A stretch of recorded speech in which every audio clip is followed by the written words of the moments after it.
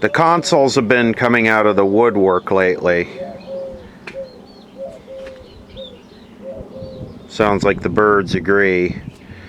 Anyway, this is an early 1960s Zenith black and white console.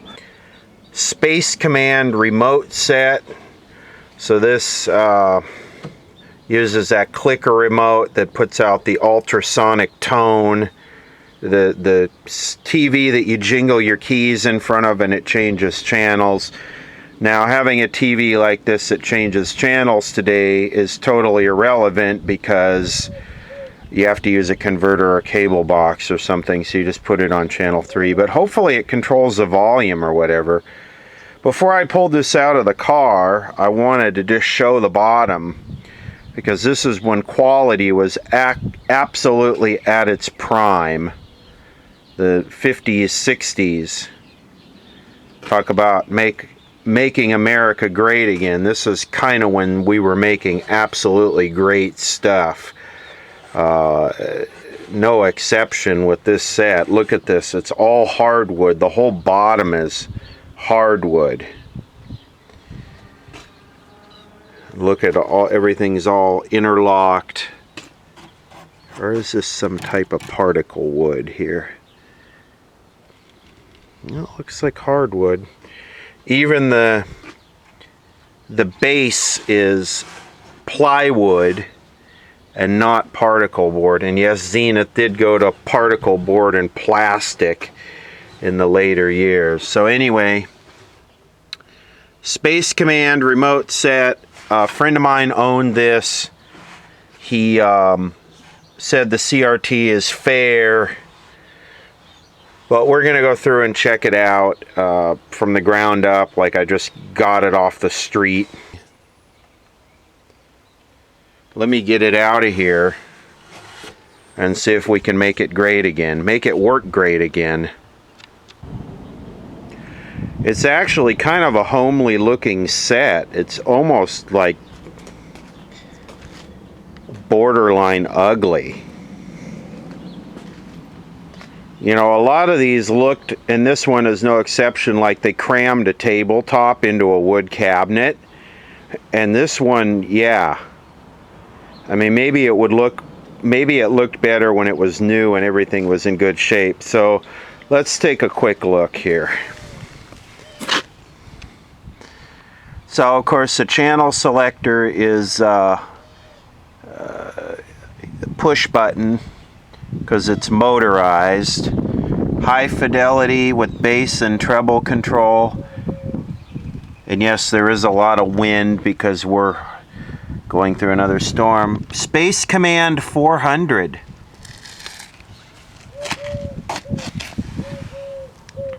And there's the little microphone, ultrasonic microphone hole. And I'm sure that little red dot right there is where the tells you that the remote receiver's powered up. These are controls. It's a little bit corroded, like it was outside or something. There's the quality indicator. So this was top of the line. 1962 maybe, I don't know. We'll find that out. But this was the absolute top of the line black and white console that money could buy. This was not a budget set. So whoever bought this was serious about their television. It's in fair condition. It does need some woodwork. So the inside does not disappoint either.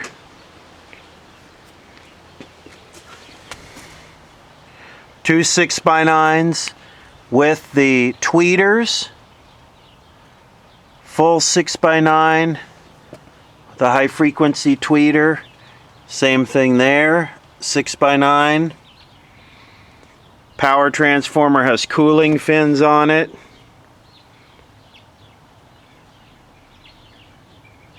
TV 25, page 47. That must be the rider's manual.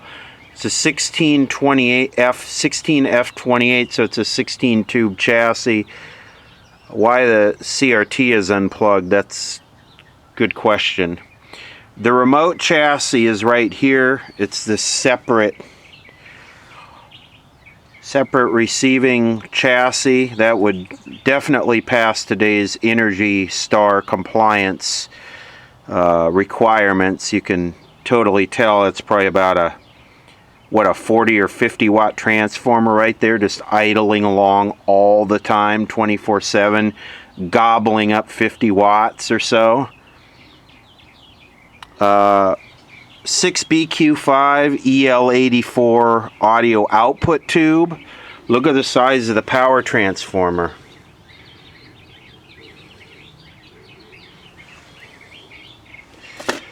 When they say high fidelity, for the time, they meant it.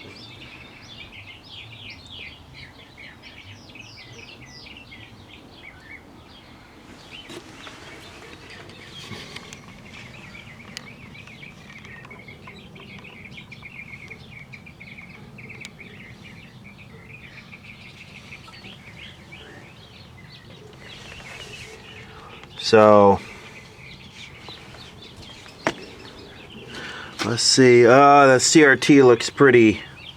See the discoloration there in the rear where the cathode is? See how it's dark, almost like bluish brown? That suggests that the CRT is pretty well baked. High hour set.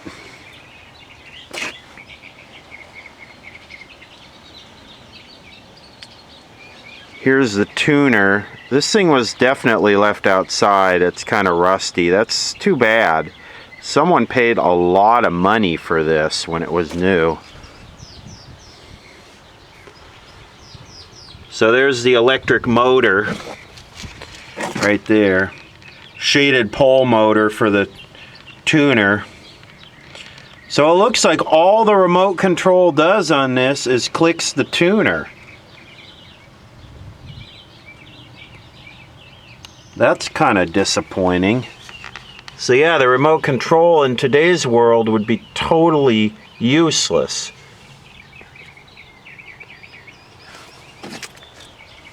And these things are to skip dead channels. So if you were clicking through with the remote, it would automatically click through, you know, like here our channels in LA are 2, 4, 5, 7, 9, 11, 13, so you'd have it skip over 3, 6, 12. You'd null those out, so it just automatically skipped over them.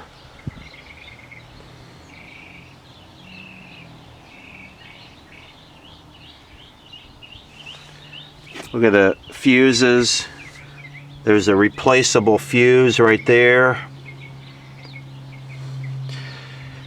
This is just top of the line. That's what it is. This is the best money could buy at that year. So this is to change the channel. And then this up here, this is just a fine tuning. Now there's a string in here that's broken. See that string hanging there? And you can see there's a pulley here. Where is it? There's a pulley there, and there's a string. I wonder what that purpose of that is. Look at this thing, even has a bow tie antenna, built-in bow tie antenna on the back panel. So this string controlled deal looks like it might be the fine tuning. Here's a little bit of a closer look at the remote chassis. Oh, it does have volume. I believe that right there is the volume. That relay thing with the roto-tweebler on the back.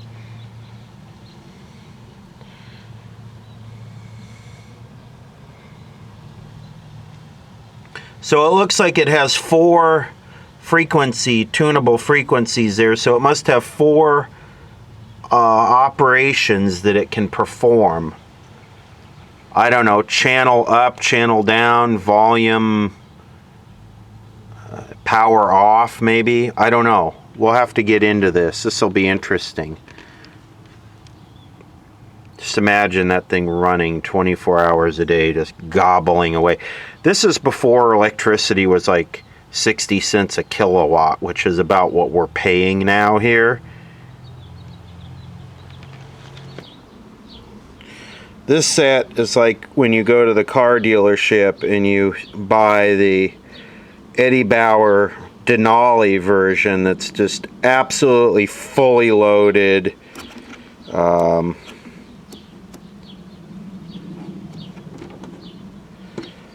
Really? The cutoff is that good? Really?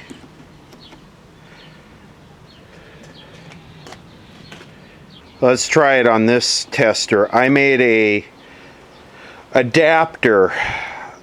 I made this, put this together for this tester so that I can use the sockets from the Super Mac just to get a second opinion. Alright, set heater 6.3. Is this camera in manual focus? Oh, that would be crappy. Holy crap, I had the equipment in manual focus. I hope it's not all ruined. I'd hate to have to recut the whole beginning of this. Let's see, 6.3.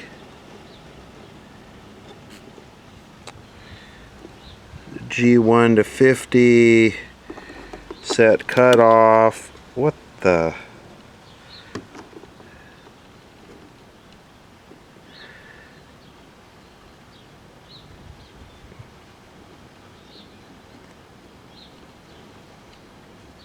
This thing actually almost tests too strong.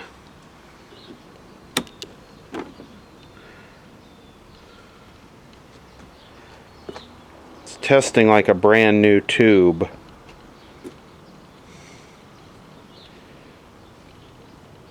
Anyway, yeah, I'll have to go back and look at my video and see if it's all soft crap. CRT is good. Continuing on with the big ugly Zenith Space Command 400 black and white console, I was looking through my vintage remote collection and I found a Space Command 300 and a Space Command 500. The 500 is for a color set, and they had a 600 which had a yellow or an orange fourth button. And the way these work is that those little circular bar things in there are a tuned piece of metal, and when you whack it with what it does is it pings that thing like a tuning fork, and the frequency it rings at is picked up by that microphone, which is right there. And the decoder, the little analog thing, picks up that frequency and clicks the relay in that does the function. So I think this one is damaged. And if you listen here, listen.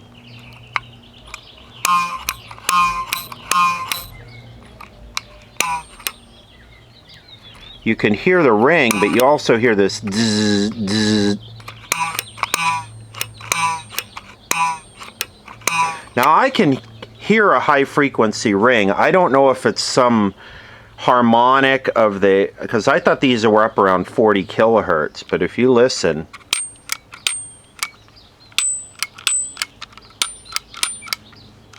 like that one's way high.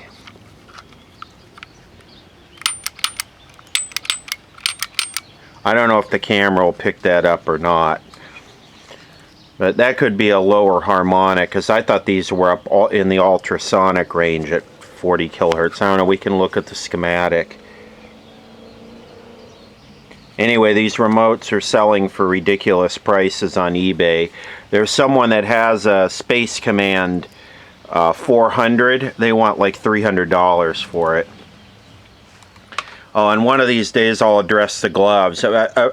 A brief explanation is I saw a Fran Lab video where she was soldering, and as I've explained in previous videos, I had a friend recently die of lead poisoning, and Fran was using it to avoid contact with lead. So that's one reason. And the other reason is my hands are a bit trashed because I work with my hands, and in today's world most people don't work with their hands, and if they do, it's a keyboard and a phone. And so America is used to well manicured hands that are in great shape, and my hands are pretty trashed from a lot of years of abuse. And you know what? As time goes on and automation takes over more and more of the jobs where people use their hands, people will have nicer and nicer, more manicured, beautiful hands, but they won't have jobs. So your hands will look really good as you stand in the American socialist breadline waiting for your handout because you don't have a job, because robots have replaced everything. So I guess deal with it. It's the future. All right, let's see what happens here.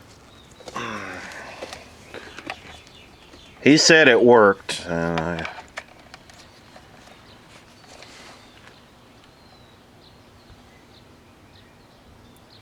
130 watts. How do we turn this damn thing off? And 190, 200 watts.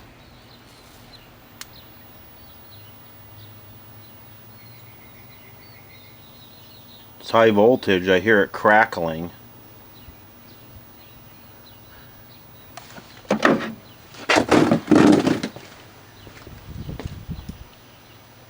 Yeah, it has a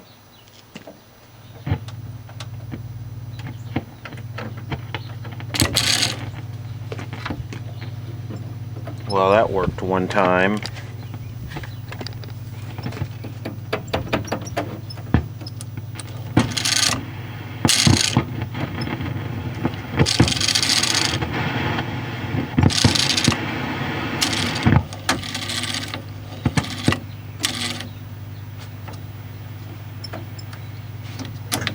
Oh, crap. Yeah, go ahead and break it.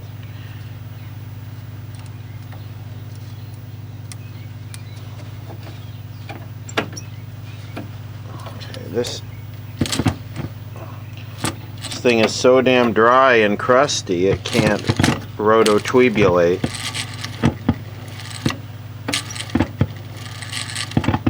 And you could see there how the channel skip deal works.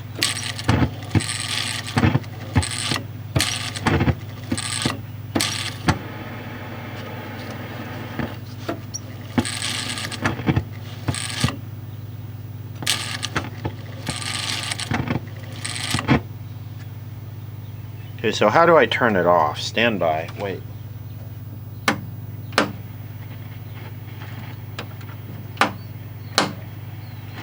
How do I turn this thing off? Okay, so when I hit this relay, it causes this to clinko-torculate. Oh, jeez. Alright, so did I just get like totally sidetracked onto something that doesn't matter? The TV's not even really working and I'm like fixated on this remote thing. Oh, that worked!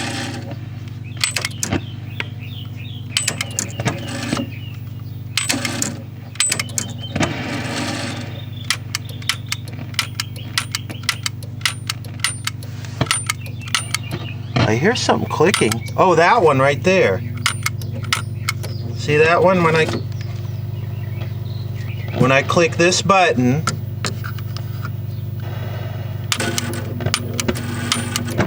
ooh, cool. But how? Because this one's the volume, I think.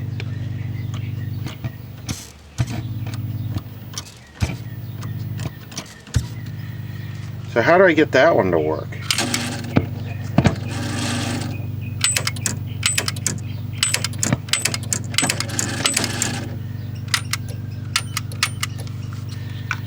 Okay, so I'm missing one here.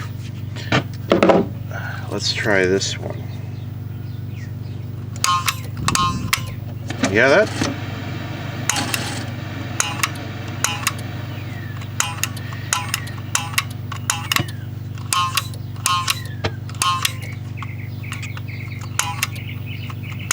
Wow, okay.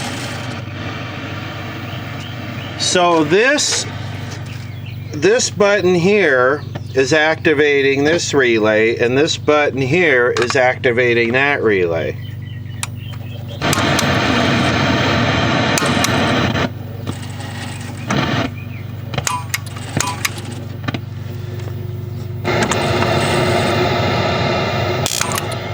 Oh, that was good.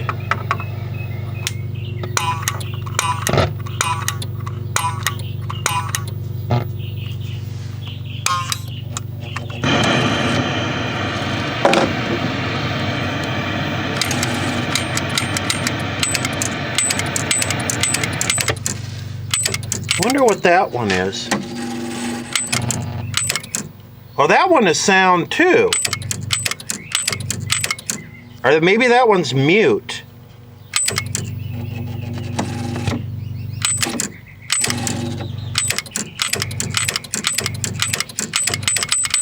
Cool.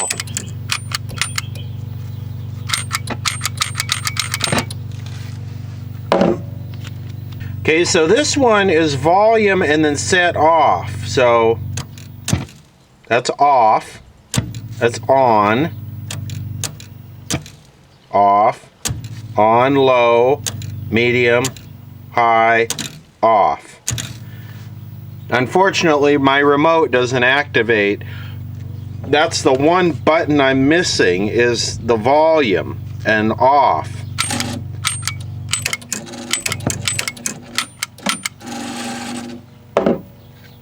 Alright, well, I just noticed that somebody has the power switch bypassed. See that orange wire?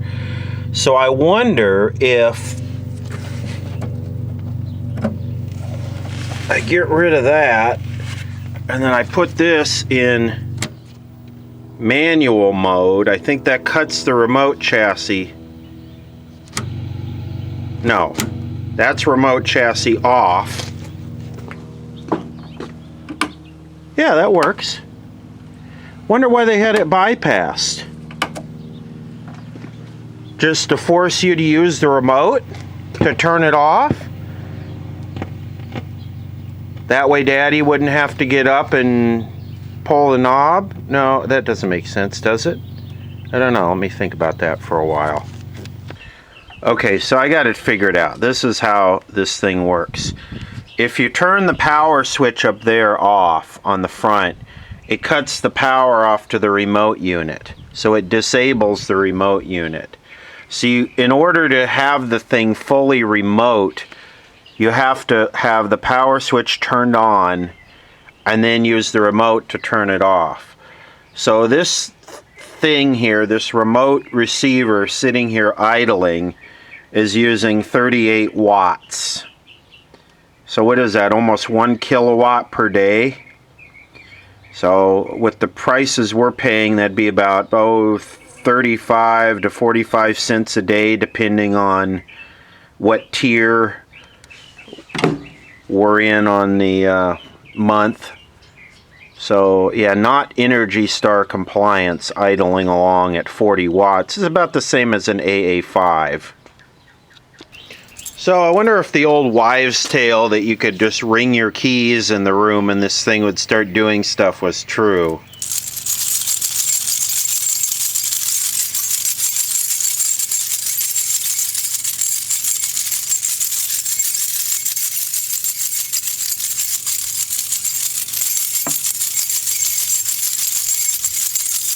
Doesn't appear to be.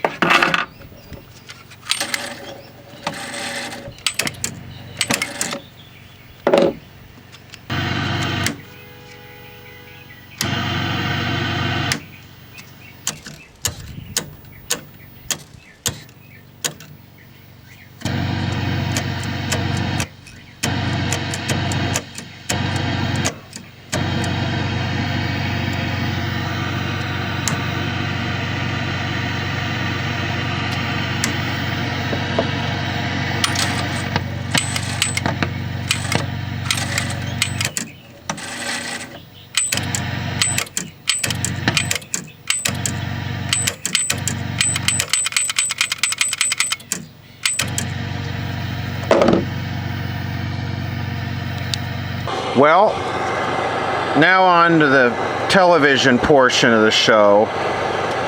It appears it is very bright and it appears it's working. Let's get this on channel 3. Working excellent. I bet this would pick up channel 6. Well, it just kind of faded away.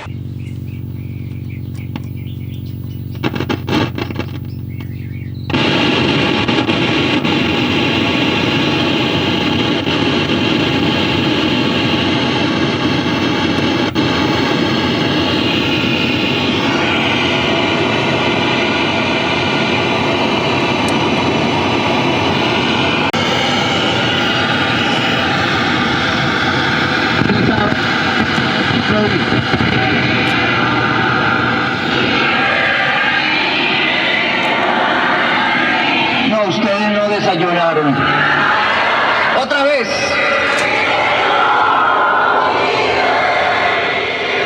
Crap, that ought to get the neighborhood up.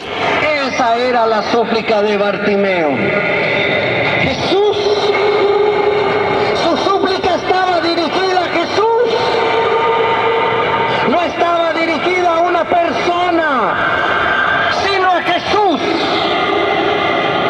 Me encantó cuando el hermano oró por mí y dijo que él desaparezca hablando de mí y que Jesús crezca. Porque a veces uno quiere crecer más que Jesús. Menos mal que yo no puedo hacer, que no soy muy alto. Pero Bartimeo le gritaba a Jesús: mira mi miseria. ¿Qué significa decirle Jesús, ten misericordia? Y mísere, pobreza. Misericordia quiere decir, pon tu corazón en mi pobreza. Mira mi miseria, mira mi dolor, mira mi sufrimiento. Que te toque mi dolor, que te toque mi sufrimiento, que te toque mi angustia, que te toque. That's incredibly loud. God, that's even loud enough it drowns out the stupid airplanes. El grito de Bartimeo es que mi dolor te... So yes, we still have a channel 6 low power station, and channel 6 is right at the bottom of the FM broadcast band, so you can listen to this on your FM car radio. And what we have here is we have no sync. We have the horizontals rolling slowly from side to side, and the vertical is all the way maxed out. Not that we can really get an idea from television Jesus, but we can try. So what needs to happen now is need to get the generator on it and look at it. So here's window circle, and yeah, no sync at all. It's flipping both ways. Now that could be a tube, or that could be possibly one of those integrators that Zenith likes to use that go bad. I've done a video on that.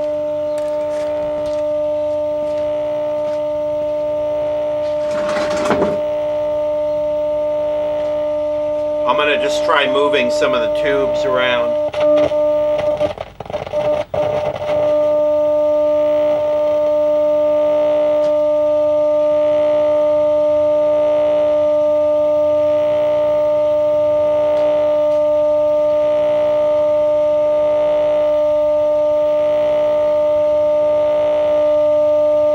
Okay, it's time to get the schematic out. I got this new phone here that does 1,000 frames per second super slow-mo. Let's take a look at this at 1,000 frames per second.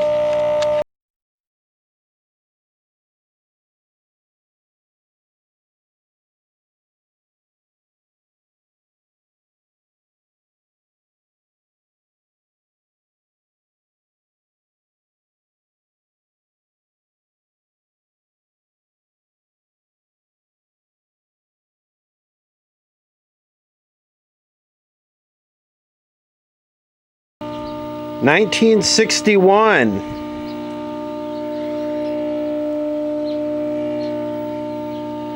Pure class, actually. I mean, to me, it's not really my style, but the quality is just... I gotta stop talking about that. I gotta get over it. 6U8 AGC keying, sync separator, noise limiter. Need to take a look at that guy. 6EM7 vertical multiplex, vertical multi-vibrator. Multi-vibrator vertical output. You can see it looks like it's loaded with Black Beauty Bumblebee beauties. Black Bumblebee, Black Beauty goodness. Here's a remote control, and I was trying to see if it indicated the frequencies at all. So there's the microphone, comes into a first RF amp. I don't know why they're calling something that uses a microphone an RF amp, but okay. Second RF amp, limiter tripler. And then here are our different rotations and relays. But I was trying to see if it outlined what the frequencies were. I hardly think they're RF though. So the sync pulse comes out of here, and the horizontal looks like it's taken off down to these phase detector diodes. This could very, very possibly be bad. These phase detector diodes are seleniums, and they are almost always bad. That's almost a just replace it kind of deal. And then the vertical is taken off right here, and this is one of those integrators. And like I say, I've done a video on making these integrators. They're basically, this is the circuit. And then we have another integrator right here. And any of these capacitors in this circuit will cause this crappy vertical deflection. So I think what we need to do, since we know the majority of our issue is right here, and I'm going to bet that the problem is most likely, and I'll get myself into trouble saying this, but just from experience, the problem is most likely this is bad, and we have bad Black Beauties in this area here. Now, it's possible this is bad and this is bad. We can test the resistance on those. And I think I made a bunch of them. We could just change them. Got a little bit of a microphonic 6BN6 here. This is the audio detector.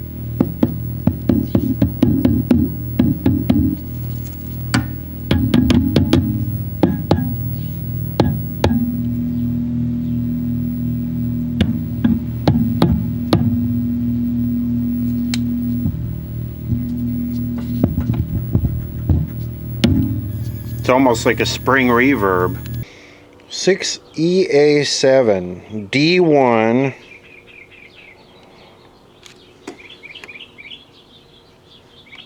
and F4. No problem there. I have that on 5 volts too. So the vertical output is strong. Same thing with the 6BU8. This is the sync separator tube. It's good. Like I thought, it's, you know, it's not going to be tubes. It's interesting whenever people find out I work on old tube electronics. I say, would you still get the tubes? Are the tubes still available? How do you ever get tubes?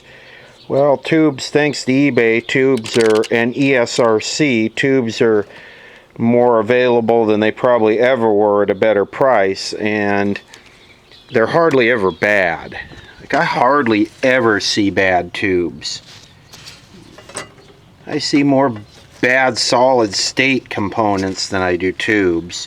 Yeah, so removing this chassis is not the most user-friendly operation there is. That's for damn sure. There is no thermothaver.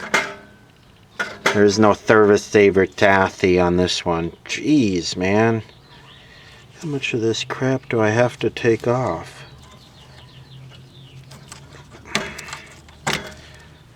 And then we have like this kind of non-stop perpetual rain thing going on in the west right now, which makes it kind of difficult. You get like a day here and there where you can actually work on stuff, and I prefer to do this outside because it so it looks like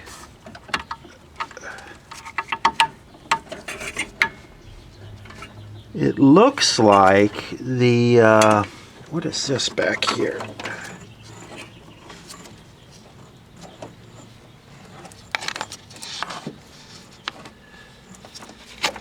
So I have to unbolt. Oh, okay, I have to unbolt the power slash volume knob. I need a 1/4 inch to do that. It looks like the chassis, yeah, see, this is just free floating, so the chassis slides out back off the CRT. And the yoke stays bolted to the chassis. I was hoping that the yoke would just unplug and stay on the CRT, but I guess this is too old for that. The other nice thing about the gloves is when you're doing this type of work, they keep this sticky, deteriorating insulation goo off your hands. This stuff is nasty. Zenith's kind of notorious for wire that disintegrates, and this stuff is like, it feels like deteriorated sticky tape. It's really, really, really crappy. Well, I'm a bit stumped here. I've got the 4 screws out of the bottom of this chassis, and it is like it's screwed up front and it ain't coming out, and I've been fighting with it for 15 minutes, and I mean, it's loose here, it's not, so I don't know. At what point do I call 911 and have them send the fire department out to get this out of here? Oh crap. So 30 minutes later, I think I'm a bit of an idiot because I see what's going on. The whole CRT comes out with the chassis. The CRT, this band around it, is part of the chassis. So I didn't need to, I thought that this would slip out independently of the tube. This thing is going to be an absolute bear to work on with that CRT attached. That is one big heavy CRT. That's not like some little 12 or 15 inch jobby. That's a full size, what is that, 23 inch black and white CRT.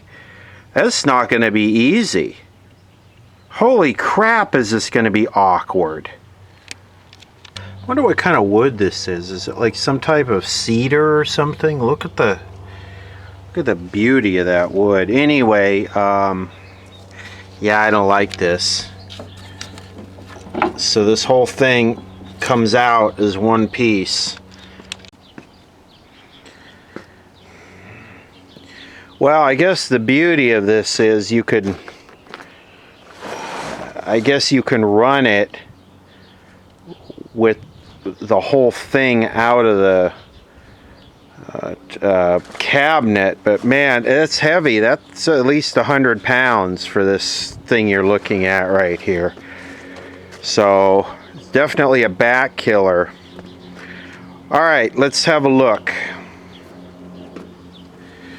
So this is the vertical section, that's the vertical output tube. So we have a bunch of these bumble bombs that need to go. And these are most likely the cause of the vertical issues. These are the integrators right here. These two. The rest of it looks pretty clean. We have a couple bumble bombs up here. That is that phase detector deal. This guy right here is that double diode phase detector. That probably should just go.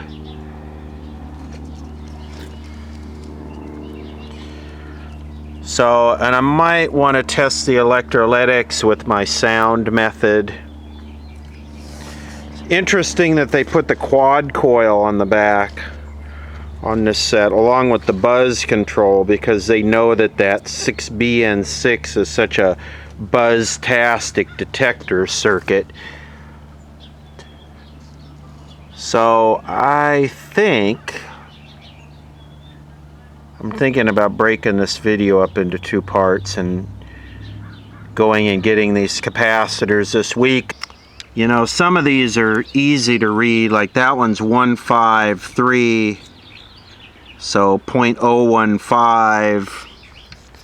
This one's a little bit more difficult to read, a little bit more baked. That one would be 220, right? Or 221.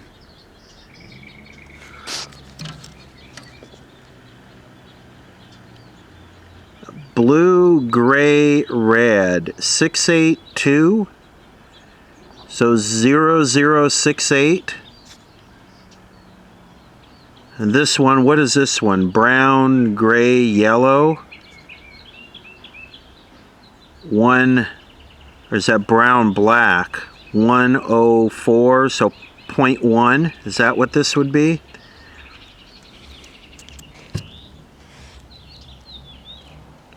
.472, 0047. And I'm probably getting those wrong. I make lots of mistakes in these videos. I'm proud of that. I don't go back and edit them. I don't try and make myself look good. I don't care. See, I'm thinking about we'll just do a wholesale recap on this. Alright, so this one's connected to pin 2. Brown, green, 153.015. So pin 2, 0.015 at 1000 volts, so we need that one right there. This is pin 1 to 1000 ohm to this one. So let's see, pin 1 to 1000 ohm to this one, which is a 0.1. Really? Oh, I guess so. Brown, black, yellow. Okay. So we need that one. We need that one. And then from there it connects to a 2.2 meg to this one. So let's see, 2.2 meg to this one, which is a 0.1. Okay, so that's those 3. And we had one down here. Okay, that one connects to pin 4. So let's see, pin 4. 0.022 at 10%, that's a critical capacitor. If that one is jacked up, the thing won't work. But that's not a 0.022. Oh wait, never mind. I said it connects to pin 4. So 0.0068. Yeah, this skips over that. So a 0.022 connects to pin 5. So this is a 0.068. So we're definitely going to need that one. And this is the 0.022, which is right there. We're definitely going to need that one. The other thing we need to check is this. This stuff usually causes problems at the top of the picture. This usually causes problems at the bottom of the picture. If this 100 microfarad was open, which comes off of pin 3, so that's pin 3 right there.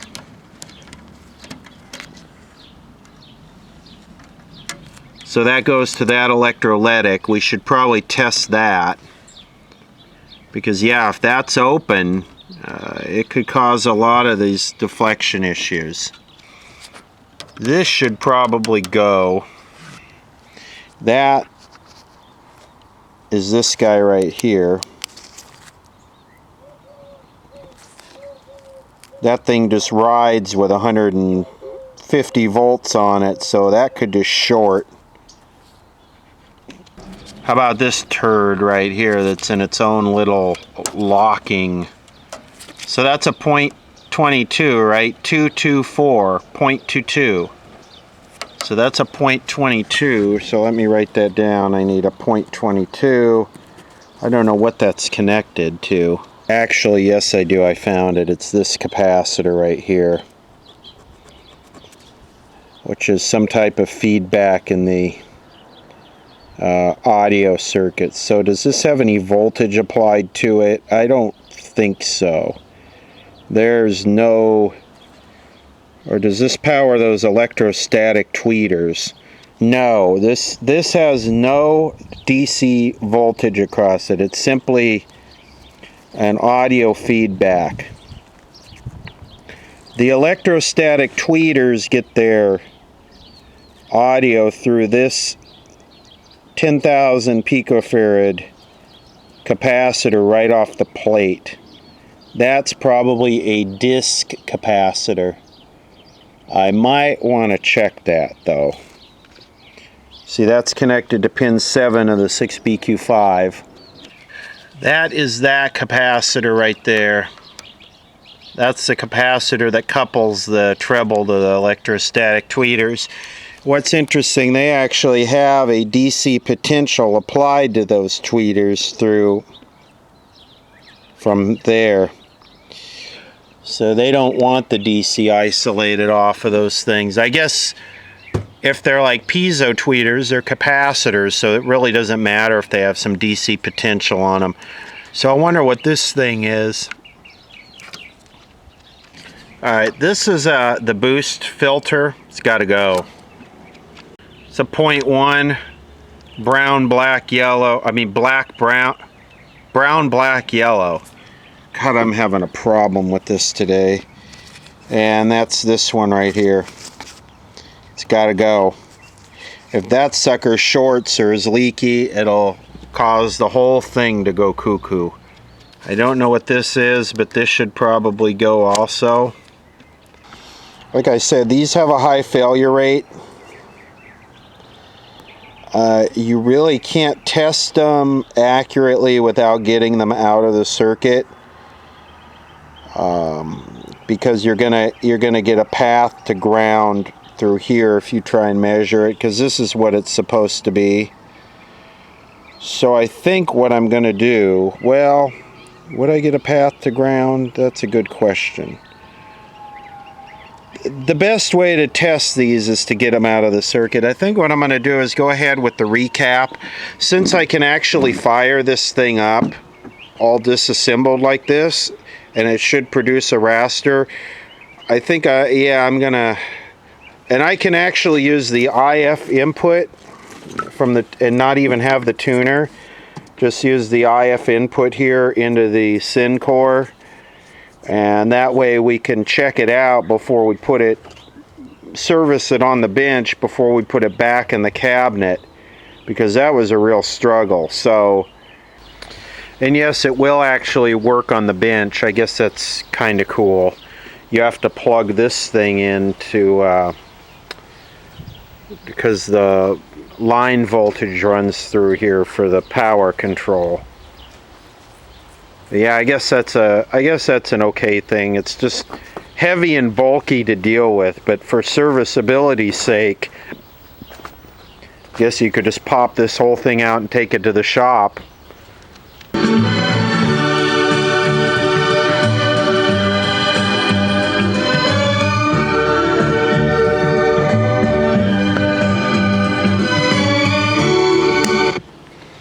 So that's that 100 microfarad capacitor. It's fine, it's not open. It sounds good, so the electrolytics are fine in this, which is one of those amazing things. So I have to retract that last statement about the electrolytics being good. That one down there, the big one right there, that one, all three sections check out on it pretty much. So listen close.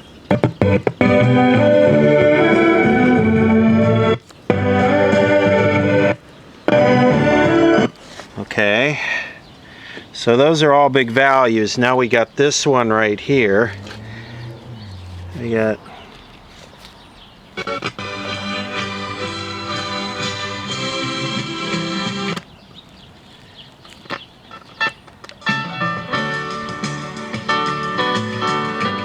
so you're just getting treble through that one, and it sounds pretty robust in that, so it's not low ESR. But then let's do this one right here.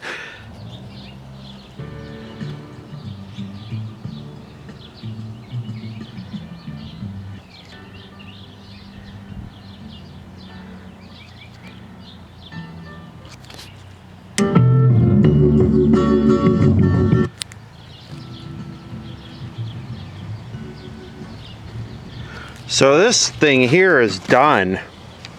It's open. This one here is 1 microfarad, so all it's going to let through is some very high end.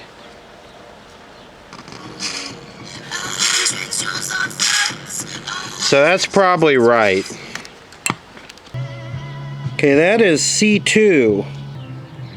Okay, there's C2 right there. Both of them are just in the audio circuit. God, so this thing would go even louder? Do I really even need to change that? I'll pick up a couple capacitors, I guess, for that. Yeah, I'm gonna break this video off here, and we'll do a part 2. I'm gonna go and pick up these capacitors, and we'll come back to this next week and try and watch some Phil Donahue on this thing.